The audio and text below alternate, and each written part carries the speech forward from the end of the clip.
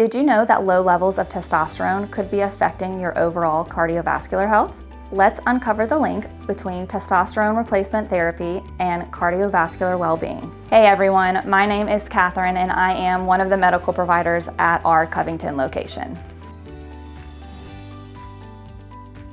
Testosterone replacement therapy, or TRT, can help increase energy, improve muscle mass, and even support a healthier metabolism, which all lead to a healthier heart. Research has found that higher levels of testosterone has also been connected to slower buildup of plaque in the blood vessels, which can help lower cholesterol levels, improve exercise capacity in people with congestive heart failure, and improve blood sugar levels, hemoglobin A1C, and insulin resistance in men with diabetes and prediabetes.